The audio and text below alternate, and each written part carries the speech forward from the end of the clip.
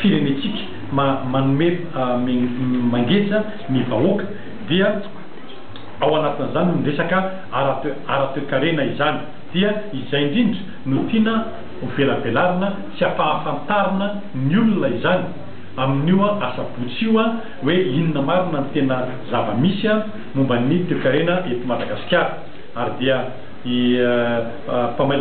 fanao famelabelaran-kevitra anankefatra moa zany no ifarimbona amin'io asabotsy io. Ny tanjona ao anatin'izany famelabelaran-kevitra izany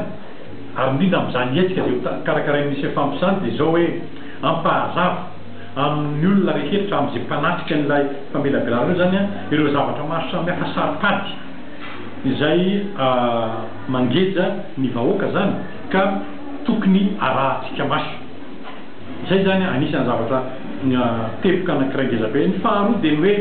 mba azahoany ny fiangonana manana antotan-kevitra sy antotanisa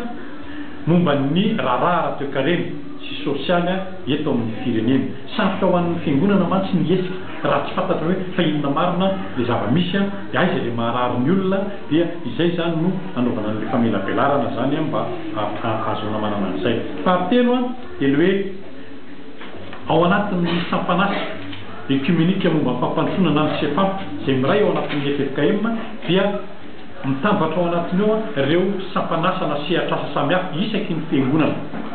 miray ao anatin'ny FFKM. Efa samy manao ny asany daholo ireo, efa samy manao ny asa fampandrosoana asa fanasoavana any amin'izay arak'izay tandrika azy kanefa amin'ny fiombonana noho ny fiombonana eo anivon'ny FFKM dia tsara ny ananana zavatra fototra iombonana, fototra iraisana zany mba azahoana mampirindra sy mampiaraka ny asa izay atao zany mba hisin'ny vokany tsaratsara koa eo anivon'ny firenena. Ny zavatra fahaefatra farany dia le hoe amin'ny fiombonana ny fiangonana azy izao hoe mila matanjaka zany io fiombonana io eo amin'ny fiatrehana zany fampandrosoana zany tsy zavatra mora zany. Izahay dia mahatsiaro ny hoe le asa fampandrosoana dia asa andraikitsy ny rehetra mihitsy dia tena fiarahametana ny fanjakana dia mpandrindra tarika fa ny sehatra rehetra dia miara-miombona amin'izany daholo raha misy an'izany ny fiangonana ka dia izahay zany dia mahatsiaro fa manana andraikitra eo amin'izay le hoe fiarahametana amin'ny fanjakana miaraka amin'ny firenena iray manontolo ny amin'izay siny ny fampandrosoana sy ny fampivoarana eto amin'ity firenena.